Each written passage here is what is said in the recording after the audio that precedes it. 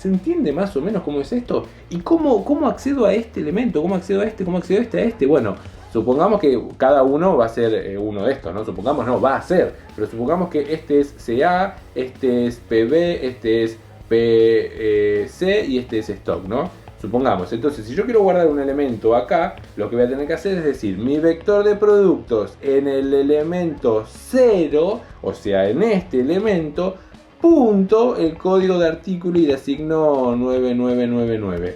Listo. Y ahí yo estoy guardando en este lugarcito del primer índice del vector de productos. ¿Se escuchan los perros de fondo? Hay muchos perros, muchos perros.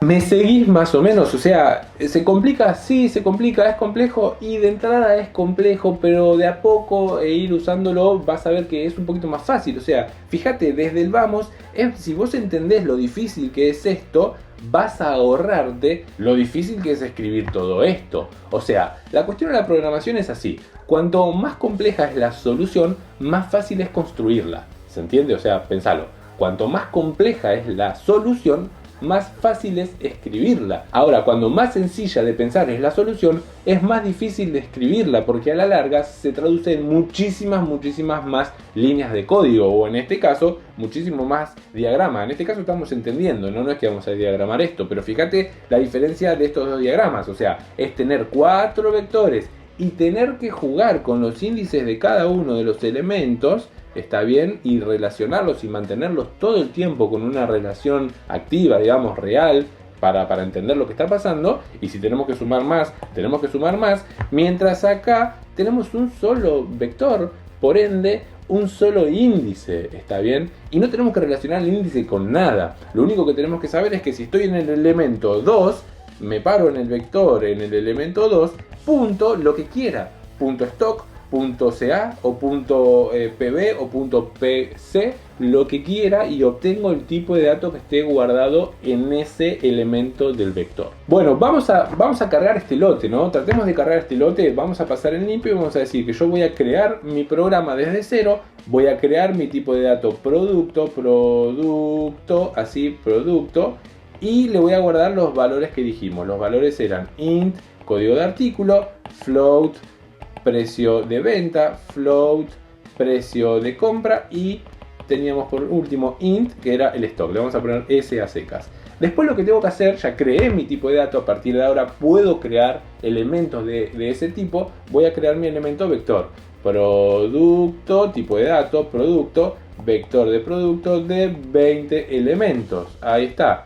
Ahora lo siguiente va a ser cargar este vector de elementos, este único vector, fíjate, de 4 tipos de datos, un solo vector. ¿Cómo lo voy a cargar? Lo voy a cargar de la siguiente forma. Voy a hacer un for de 20 vueltas, y en las vueltas voy a pedir el código de artículo, voy a pedir el precio de venta, voy a pedir el precio de compra y voy a pedir el stock. Esos son los 4 valores que me va a cargar la personilla que use esta aplicación. ¿Qué voy a hacer con esos 4 valores? Los voy a cargar en mi vector, pero tengo un solo vector, así que bueno, no voy a tener que estar jugando con un vector y el otro vector y los índices. Simplemente voy a decir vector en P en X, vector en P en X, 4 veces, vector en P en X y vector en P en X. Pero tengo que acceder a cada uno de los elementos. Cada uno de los elementos es vector.ca igual a CA. Maxi, se llaman igual. ¿Es eso correcto? No puedo tener dos variables con el mismo nombre. No puedo tener dos variables con el mismo nombre. Pero hay algo que se llama dimensión desconocida. ¿Te acordás cuando vimos funciones que decíamos que esto es una dimensión, esto es otra dimensión? Son lo que se denominan distintos scopes, alcances o namespace. Distintos ámbitos, ¿está bien? Donde viven las variables. Bueno, un ámbito es este y otro ámbito distinto es este que tenemos acá. Entonces, yo puedo tener CA viviendo aquí y CA viviendo aquí, porque en realidad este CA está dentro de ese elemento, dentro de este ámbito. Son dos CA distintos, ¿se entiende? Entonces, pueden convivir tranquilamente y van a tener dos datos distintos. O sea, van a tener, en este caso, no dos datos distintos, el mismo dato, pero sí dos ubicaciones en memoria distintas, ¿está? Esto lo hablamos más claro cuando vimos funciones y pasaje de parámetros, pero funciona exactamente de la misma manera. Entonces, BP, vector de productos, en el primer elemento, en la primera vuelta va a ser el primer elemento, punto código de artículo, le asigno código de artículo, punto precio y escribo S, punto precio de venta igual a precio de venta, punto precio de venta, punto precio de compra igual a precio de compra y punto stock, le asigno stock. ¿Está bien? Y con estas instrucciones lo que yo estoy haciendo es crear, ya lo creé acá, y a partir del tipo de dato que también creé, fíjate, todo creación mía propia a mano. Esto va a ser todo creación tuya a partir de ahora. Con esto yo creé mi tipo de dato, creé mi vector de ese tipo de dato y cargué mi vector de ese tipo de dato. El resto es history, ¿no? O sea, ¿cómo hago para pasar este vector a una función? Bueno, de la misma manera, o sea, de la misma manera que pasas cualquier otro vector a una función, por ejemplo. O sea, quiero pasar a una función, llamo a una función, estoy llamando a una función X, le quiero pasar el vector, le mando el vector BP. Ya está, o sea, le mando el vector BP, le pongo el nombre del vector y lo mando. La cuestión es que en la declaración de la función, ponele void, taca, no sé qué, tengo que poner producto BP de 20 elementos en este caso. Tengo que declararlo como lo que es. Le tengo que decir a la función, vos vas a recibir un vector de tipo producto y bueno, le mando el vector de tipo producto. Igualito. Bueno, ¿se entiende más o menos esto? ¿Se entiende qué es un struct? ¿Cómo se crea un struct? ¿Cómo se escribe un struct? ¿Cómo se lee? No te mostré cómo se lee, ¿no? Bueno, se lee exactamente igual. O sea, imagínate que yo quiero ahora leer. No, sí te mostré cómo se lee. No te mostré cómo se lee. Bueno, ¿cómo se lee? Imagínate que yo quiero mostrar un elemento de esa struct. Quiero mostrar cualquier elemento. Bueno, voy a decir el vector en X y quiero mostrar el código. Listo, o sea, lo leo. De la misma manera que lo escribo, lo leo. ¿Está bien? Y si quiero leer todos, voy a hacer un for de 20 y voy a mostrar cada uno de los elementos, vector en x.ca, vector en x, punto precio de venta, y así voy a ir mostrando todos los elementos vuelta por vuelta, ¿se entiende? Lo mismo para comparar, lo mismo para cualquier cosa. Si vos querés hacer la función buscar, por ejemplo, la función buscar que querés que reciba, vamos a hacerlo así, mira, la función buscar de tipo int, buscar, que recibe un int código de artículo y recibe el producto vector de 20, entonces vos vas a hacer un for de 20 que va a decir si el código es igual a el vector en x.ca, entonces devuelvo x, ¿está bien? Y estás devolviendo el índice de donde encontraste el código de artículo. ¿Se entiende más o menos? Esta es la magia. Una cosa que se confunde mucho es hacer lo siguiente, mirá, una cosa que se confunde mucho es hacer esto, es decir, vector,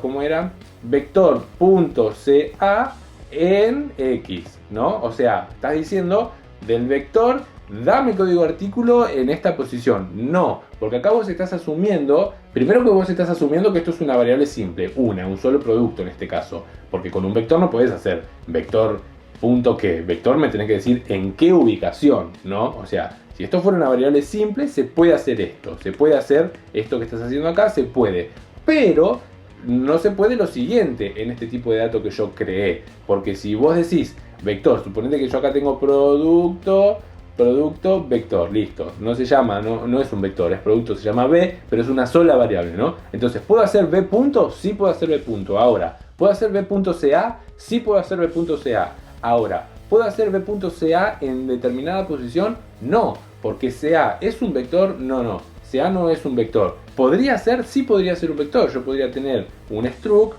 Sarasa, que tenga acá dentro un int vector de 20, ¿está bien? Y eso es otra cosa, para otra cuestión, ¿eh? Acá podés poner, por ejemplo, no un int, pero podés poner un char nombre de 30. Entonces creas tu tipo de dato persona, por ejemplo. Otra vez, ejemplo parecido a objetos. Creas tu tipo de dato persona que tiene un vector adentro, que va a ser una cadena, que va a ser un char, un vector de 30 elementos, un array, una cadena de 30 elementos en el cual vas a poder guardar el nombre. Entonces ahí sí podrías hacer algo parecido a esto, si creas una variable de ese tipo. Acá seguramente te estoy haciendo un menjunje, pero repasar un par de veces, cuando lo veas aplicado, cuando veas ejercicios, repasate esta parte que vas a ver que te va a iluminar. Entonces este es un error general que sucede, es decir, la variable punto el atributo entre corchetes. No, yo acá estaría diciendo algo si tuviera este formato. Si yo quiero, el razonamiento es el siguiente: de mi colección de elementos, de mi vector de productos,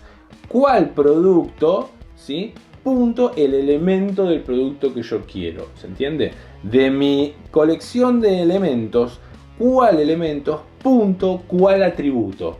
¿Estamos más o menos? ¿Me seguís? Así que esa sería la lectura. Espero que más o menos se vaya entendiendo. Bueno, yo creo que es todo hasta acá con Struct. Espero que se haya entendido. Esto seguro le vas a tener que pegar una repasada, ir tomando nota. Obviamente hacer ejercicios para que esto funcione un poco más. Los ejercicios que puedes hacer, no vamos a tener una guía nueva de ejercicios, pero la guía de lote de carga y proceso la puedes usar, la puedes rehacer, la puedes volver a hacer si ya terminaste. Si no la terminaste, la haces directamente implementando estructuras. En vez de manejar los elementos de manera independiente con muchos vectores, puedes agarrar y retransformar todo eso, crear los tipos de datos correspondientes y crearte los vectores del tipo de dato que corresponda. ¿Se entiende más o menos para dónde va la cuestión? Tiene ese tipo de aplicación y un par de aplicaciones más que quizás de a poquito vamos a ir viendo en algún que otro ejercicio. Generalmente cuando necesitamos resolver una consigna creando un vector o creando una matriz, porque una cosa es los vectores que utilizamos para los lotes de carga, ¿no? Pero otra cosa son los vectores que tenemos que crear cuando resolvemos los puntos. Ahí a veces hay que crear vectores o hay que crear matrices. Puede que haya casos en los que sea más fácil crear un tipo de dato y un vector de ese tipo de dato o un par de variables de ese tipo de dato y listo.